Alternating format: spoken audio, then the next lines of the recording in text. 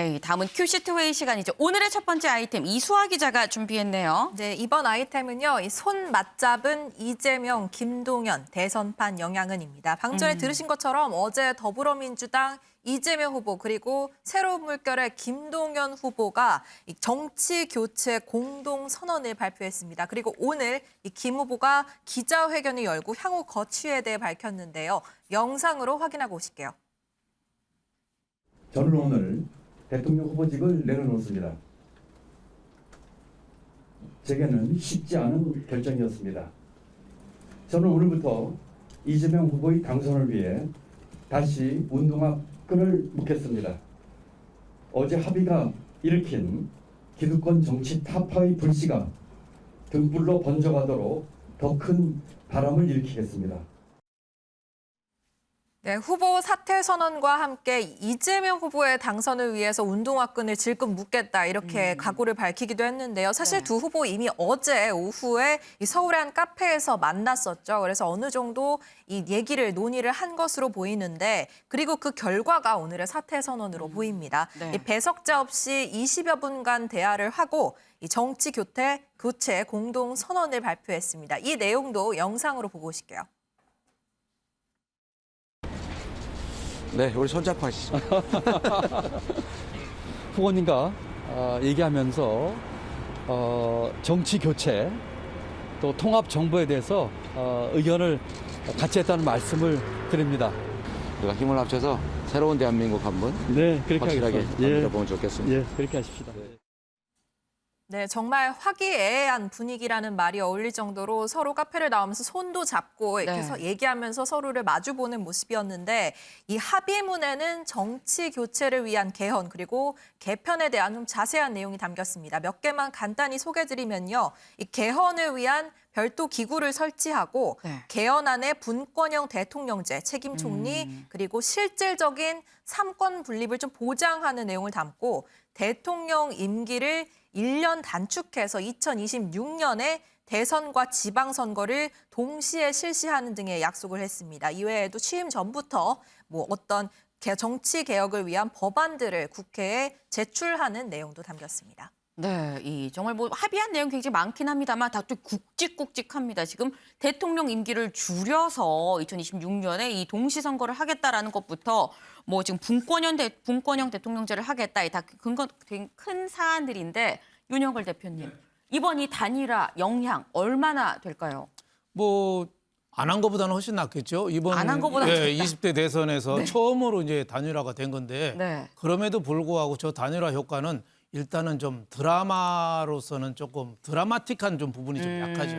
여태까지 김동연 후보가 여태까지 정치 교체를 얘기하고 기득권 타파를 얘기하고 절대 단일화 연대 안 한다고 그랬잖아요. 네. 근데 갑자기 선거 일주일 앞두고 단일화 한다고 저렇게 손을 잡았어요. 그러니까 너무 급조한 거 아니냐. 그리고 여러 가지 뭐 정치 교체, 공동정부, 헌법 개정 여러 가지 얘기했는데 그게 그 얼만큼 신뢰성이 있는지. 과거 DJP 연합 때는 1년 전부터 DJ 쪽하고 JP 쪽하고 협상을 해도 네. 막상 DJ 대통령 된 다음에는 총리하고 장관 몇 자리 얻은 다음에는 그 다음에는 깨졌거든요. 근데 저렇게 일주일 전에 저렇게 한 게 얼만큼 효과가 있나 그런 점에서 의문이 되고요. 또 김동연 후보 지지율이 1% 미만이잖아요.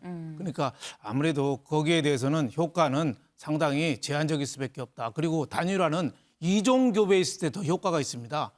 DJ하고 JP 하나는 유신 잔당, 하나는 DJ 민주화 투사, 그리고 노무현 대통령 민주주의를 외치던 노무현 대통령하고 또 정몽중 재벌 2세 그런 단일화는 국민들이 볼 때는 드라마틱해요. 그런데 김동연 뭐 문재인 정부에서 경제부총리를 하던 분하고 이재명 후보랑 단일화를 한다. 그러면은 이종 교배라기보다는 뭐 동종 교배에 가깝지 않느냐. 그래서 국민들한테 주는 메시지 그 임팩은 그렇게 크지는 않을 거다 이렇게 생각합니다. 그러니까 드라마틱하지 않다는 말씀을 주셨는데 사실 이재명 후보가 이 김동연 후보와의 단일화를 한 게 눈길이 가는 이유가 이 반윤 연대의 첫 단추를 낀 거 아니냐라는 생각에서거든요, 윤 대표님. 네. 심상정 후보, 안철수 후보가 이 반윤 연대에 같이 동참할 가능성은 없을까요? 그건 뭐 거의 없다고 봐야죠. 예, 심상정 후보의 정의당이 2019년에 패스트트랙 그때 연동형 비례대표제 그 약속하고 네. 여러 가지 했잖아요. 네. 그다음에 그 깨지고 위성정당 만드는 통에 정의당의 그 신뢰가 굉장히 떨어졌거든요. 근데 자칫 지금 또 연대를 한다. 그럼 정의당의 존재 가치가 없어지는 거죠. 그리고 안철수 후보도 여태까지 단일화 협상을 해오다가 지금 지난주 일요일 날 며칠 전에 무산됐다고 발표했는데 다시 연대하기는 뭐 정치는 생물이라 가능성이 아주 없지는 않지만은 아주 미미한 1% 미만의 가능성이다. 저는 이렇게 봐서 이번 선거의 단일화는 김동연, 이재명 후보 단일화로 끝난 거 아닌가 이런 생각이 듭니다. 추가 단일화는 이루어지기 어려울 것 같다라는 전망을 지금 주셨는데 지금 보니까 뭐 윤석열 후보는 뭐 단일화가 결렬이 됐습니다만 이재명 후보는 지금 이 김동연 후보랑 뭐 미미하다고 말씀은 하셨습니다만 단일화가 된 그런 상황입니다. 이런 상황에서 지금 급부상하는 사람이 있죠. 바로 김종인 전 위원장입니다.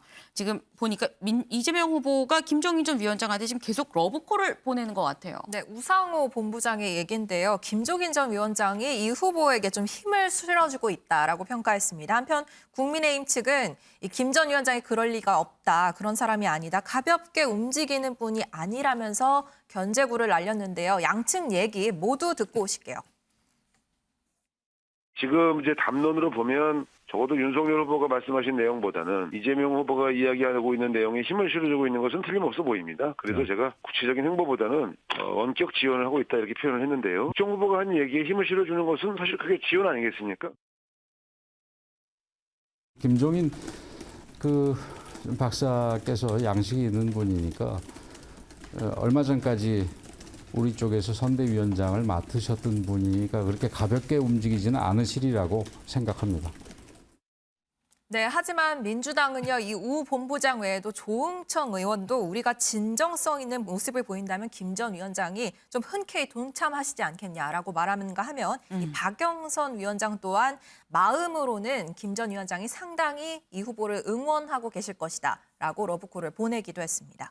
네, 근데 사실 지금 이런 얘기들은 김종인 전 위원장의 마음이 이럴 거다라는 이 주변의 추측인 건데 김종인 전 위원장의 마음은 김종인 전 위원장이 제일 잘 알 거 아니에요. 네. 물어봐야 되는 거 아닌가요? 그래서 저희가 전화 취재를 시도했지만 네. 역시 김 전 위원장님 좀 만나 뵙기 쉽지 않은 분이었습니다. 네. 아쉽게도 취재가 되진 않았고요. 네. 아까 임 전 실장님이 대신 전화를 하셨다고 이제 의견을 전해주신 걸로 알고 있고 김 전 위원장의 의견 다른 언론 보도를 통해서 좀 알 수 있었습니다. 지난달 28일에 이 여당의 후보자가 통합 정부를 수용할 수 있다고 하는 건 의외라고 생각했다라면서 나름대로 긍정적인 평가를 남기기도 했거든요. 네. 그래서 어쩌면은 김 전 위원장이 인수위 단계에서는 좀 합류할 수 있는 거 아니냐 뭐 이런 해석도 있었는데요. 네. 오늘 이 후보 지지를 선언한 김동연 후보도 김 전 위원장의 역할을 언급했습니다. 듣고 오시죠. 유력 대선 후보와 이와 같은 점에서 진정성이 있는 합의가 이루어진다면 우산 역할을 해주겠다고 하는 얘기도 저한테 해주셨고 심지어는 만약에 새 정부에서 이와 같은 개원과 정치 계획에 대한 그 추진 기구라든지 하는 것에 있어서도 중요한 역할이 주어진다면 대한민국 미래를 위해서 마다하지 않겠다는 말씀까지 제게 하셨습니다.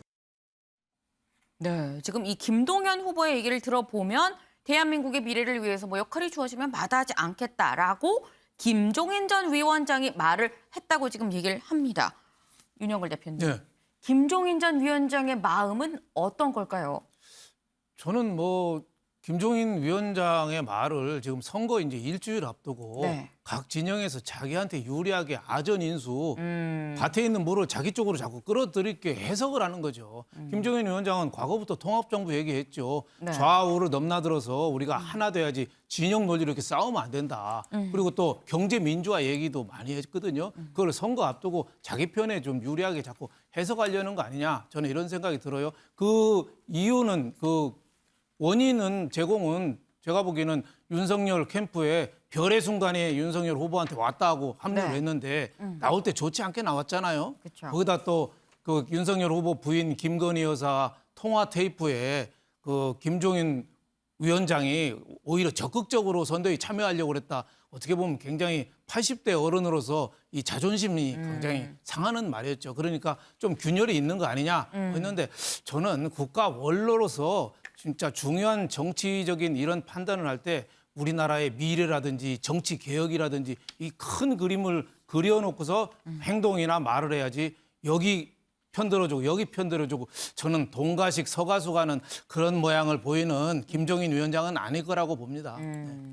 이 동가식 서가숙하는 건 아니고 이 저마다 각 당에서 아전인수식으로 좀 해석을 하는 것 같다. 이 꿈보다 해몽이다라는 뭐 이런 말씀을 지금 주셨는데 뭐 김종인 전 위원장의 마음을 뭐 명확하게 본인이 말하기 전에는 뭐 확실하지 않습니다. 그런데 김 전 위원장 말고 의외의 곳에서 이재명 후보를 좀 지지를 했습니다. 네, 박근혜 전 대통령의 동생인 박근영 씨가 이재명 후보 지지를 선언했습니다. 오늘 민주당 당사 앞에서 기자회견을 열었는데요. 이 박 씨는 코로나 확진으로 현장에 오진 못했고 대신 입장문을 통해서 전했는데 이 동서 통합을 통한 평화 통일 문제 해결 그리고 동시에 영호남을 통합시키는 권력을 창출할 사람은 이재명뿐이다라고 말하면서 이 민주당 선대위 특보 고문 자리도 승낙한 것으로 알려졌습니다.